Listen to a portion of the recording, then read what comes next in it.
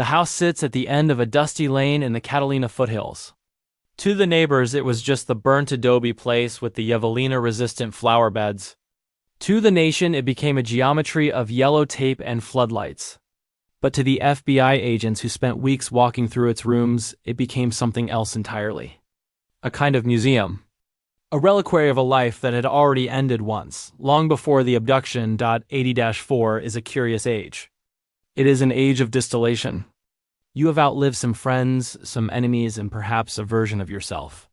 Nancy Guthrie's house was not the home of a woman waiting to be saved. It was the home of a woman who had already done the saving. It was neat, orderly. The refrigerator held a single serving of last Sunday's casserole. The bookshelf was a catalog of survival, dog-eared Bibles next to biographies of women who had rebuilt cities from ash. There were photographs everywhere, children, grandchildren, but none of them were recent. They were artifacts from the era before. What the agents found was not evidence of a crime, not at first. What they found was a life of meticulous preparation. A pill organizer full. A pacemaker monitor disconnected. A doorbell camera, its wire neatly clipped. The terrifying part wasn't the blood on the porch. The terrifying part was the implication that Nancy Guthrie had spent decades preparing for everything except this. Or maybe she had been preparing for this her entire life. How does an 84-year-old woman, a grandmother, a rock, simply vanish from a locked house? And more importantly, what does a person's home reveal about them when they are no longer there to narrate it? What secrets had the silence of her later years been hiding? To understand what was taken from that house, you have to understand what was built there first. The story that splashed across national news, the Today Show host's mother, the ransom notes, the masked man with the backpack is the surface of a much deeper water. It is a story of echoes. Because Nancy Guthrie did not begin her life as someone's mother. She began as a girl in Fort Wright, Kentucky. Across the river from Cincinnati, in a world of Catholic all-girls schools and starched cotton dresses. There is a photograph of her from 1960. She is a student at the University of Kentucky, working for the student newspaper, the Kentucky Colonel. She is covering Greek life. She is learning to watch, to document, to be the one who holds the story rather than the one who lives in it. It is a small detail, but it is the first seed of contradiction. Here was a woman who would spend her life in the background, quietly enabling the narratives of others who had once been trained to put the news onto the page. It was a hunger she would bury for decades. Then came the blind date. A basketball game. A mining engineer named Charles Guthrie walked up to the door of her sorority, and Nancy Long looked at him and simply knew. That kind of certainty is rare. It is also a form of exile from uncertainty, from the mess of doubt. She married him, and the exile began in earnest. They moved to Melbourne, Australia. They had 3 children. They lived a life of Baptist Sundays and family road trips. A life so insular and warm that her daughter Savannah would later write, God was the 6th member of the Guthrie family, but the exile from her own ambition was a quiet one. She traded the byline for the nursery, the press pass for the pew. It was a trade she made willingly, joyfully even, but a trade leaves you with less than you started with, and when you give something up, even for love, part of you remains in exile, waiting to be let back in. The childhood psychology of Nancy Guthrie is written in the spaces between the lines of her daughter's memoirs. It is a psychology of steadiness. To grow up in the 40s and 50s to attend an all-girls Catholic school was to learn that your role was to be the pillar, not the architect. You held things up. You did not build them from scratch, but there was an early restlessness. It flickers in her choice to study journalism. In an era when women were still expected to major in something that would tide them over until marriage, Nancy chose the profession of inquiry. She wanted to ask questions. She wanted to document the world. It was the first sign of an internal weather system that could, under the right pressure, produce a storm. Then came the marriage. Then came the children. Then came the move to Tucson, where the family settled into that burnt adobe home and the restlessness was packed away like the good china, brought out only on special occasions. The seeds of contradiction were sown in that packing away. She was the full-time mother, the keeper of the faith, the maker of casseroles. But she was also the woman who had once covered Greek life for the college paper. who had felt the thrill of seeing her name in print. It is a particular kind of hunger. The hunger to be seen, to matter, to have your voice carry beyond the walls of your own home. For years she fed it with church and family and the quiet satisfaction of a job well done. But hunger like that doesn't disappear. It just gets quieter. And sometimes it waits for a catastrophe to give it permission to speak. The catastrophe came. On June 10, 1988, Charles Guthrie died of a heart attack while on a work trip in Mexico. He was 49, Nancy was 46, their youngest, Savannah, was 16. There is no preparation for that knock on the door. There is no way to rehearse the moment when your life cleaves into before and after. But here is where the hidden architecture of Nancy Guthrie's soul became visible. She did not crumble. According to those who knew her, she did not even pause. Her daughter later said that Nancy set aside her own grief to hold the family together. It is a beautiful tribute. But it is also a confession. What does it cost a person to set aside their own grief? Where does that weight go? It goes into the body. It goes into the quiet hours of the night. It goes into the relentless forward motion of doing so that you do not have to feel the rise. For Nancy Guthrie, it was not a rise to fame. It was a rise to necessity. She went back to work. She took a public relations job at the University of Arizona, not for a career, but so her children could attend college tuition free. She became the spokesperson for the University Medical Center. She was good at it. Level-headed, accommodating, gracious. She understood other people's jobs as well as her own. This was her public image, the stoic widow, the capable professional, the rock. But the private reality was a woman running on fumes and faith. A woman whose days were a blur of press releases and hospital corridors and coming home to an empty house that was no longer the home it had been. She was holding everyone else up. But who was holding her? The answer, it seems, was no one. And that is a lonely place to stand. The shift did not happen in a single moment. It happened in the slow accumulation of years. The children grew. They left. Cameron became a fighter pilot. Annie became a poet and a jeweler.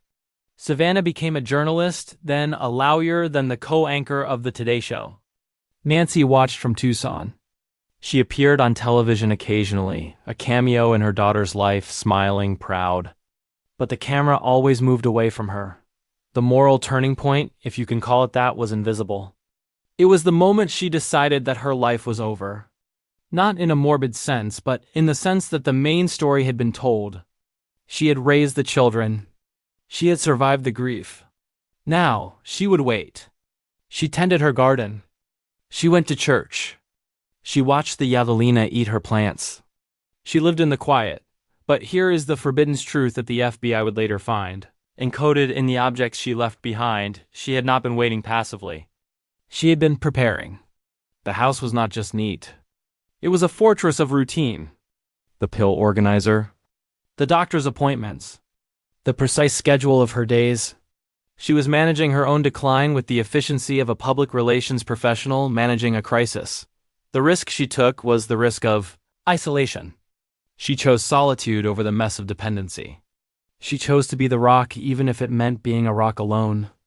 And when the masked man came in the dark, when he clipped the wire to the doorbell, when he left that smear of blood on the porch, he didn't just find an old woman. He found a woman who had already rehearsed the end so many times that the boundary between living and merely surviving had blurred to nothing. The cost of a life lived for others is that when you are taken, others are left to wonder who you really were. The industry reaction was swift. The FBI poured in. The reward money climbed to 100,000, then 1 million. The tips poured in, 13,000 of them. Conspiracy theories flooded the internet. The nation watched, but the personal fallout was quieter. It was visible in the faces of her children as they stood before cameras, reading statements, pleading for proof of life. They were not just losing a mother. They were losing the myth of her. The idea that she was unbreakable, that she was eternal, that the rock could not be moved. For Nancy, the cost was the final erasure of self. If she is alive somewhere, and the family still believes she is no longer Nancy Guthrie, the PR professional, the churchgoer, the grandmother. She is a body. She is a bargaining chip. She is a headline. Everything she built, every carefully managed detail of her orderly life, has been stripped away. She has been exiled from her own story. To be 84, to have made peace with your own mortality, to have arranged the furniture of your life for a quiet exit, and then to have that peace shattered by violence. It is the ultimate loss of control for a woman who spent her life controlling everything. And in that loss, something breaks open that was always sealed shut. But here is where the story turns towards something unexpected. Because Nancy Guthrie had already reinvented herself once. After her husband's death, she transformed from a full-time mother into a working professional. She learned new skills. She built a new identity. She did it without fanfare, without therapy, without any of the modern language of self-care. She just did it. The question now in her absence is whether that capacity for reinvention still exists within her. In the dark, wherever she is she drawing on that old well of stoicism? Is she even now managing her own crisis with the same quiet efficiency she brought to the University Medical Center? Her daughter speaks of faith, of Psalm 23, of walking through the valley of the shadow of fear. It is a cruel irony that the childhood game of mock kidnapping, the summer ritual of pretending to be taken, has become the central horror of their lives.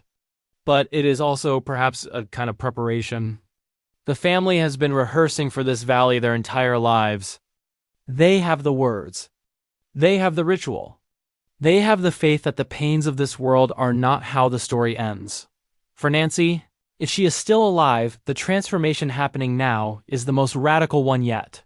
She's being stripped of everything. Her name, her home, her medicine, her dignity. She's being reduced to essence. And in that reduction, there may be a terrible kind of freedom. The freedom of having nothing left to lose. The freedom of being, for the first time in her life, only a soul. It is not the freedom she would have chosen. But it is, perhaps, the freedom that was waiting for her all along. Beneath the weight of all those years of holding everyone else up, the house in the Catalina foothills is empty now. The floodlights are gone. The FBI has amassed thousands of hours of video, reviewed every tip, followed every lead. The backpack was never found. The masked man remains a silhouette, but if you could walk through that house today, you would see what the agents saw. The order. The silence.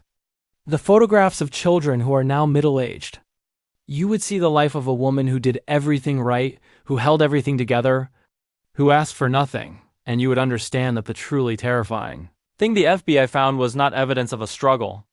It was evidence of a life so tightly wounded, so bravely endured, that its unraveling was not a matter of if, but when. The abduction was not the beginning of her disappearance. It was the end of a long, quiet vanishing that had started decades before. The moment she decided that her own story was over, and that the only thing left to do was to hold the stories of others. Nancy Guthrie is still missing. But in a way, she has been missing for a very long time. The woman who covered Greek life for the college paper, who felt the thrill of seeing her name in print, who might have become something else entirely, she vanished first. What remained was the rock. The pillar. The mother. And now, somewhere in the silence of her absence, the question her empty house asks is not whether she will be found. It is not whether the masked man will be caught. The question is whether, in the end, any of us are ever truly found by anyone other than ourselves. Whether the versions of us that we bury, the hungers we set aside, the ambitions we trade for love, whether they wait for us somewhere, patient as Javelina in the dark, ready to emerge when everything else has been stripped away, the blood on the porch has been cleaned. The reward money sits unclaimed. And in the foothills, the desert does what it has always done. It waits. It erases. It reclaims. The house stands empty, but it is not silent. It is full of the echo of a woman who spent her life preparing for an end that, when it came, looked nothing like the one she had planned. And perhaps that is the most human thing of all. To spend a lifetime building walls against the dark, only to discover that the dark was always already inside, waiting, patient as a photograph, quiet as a clipped wire,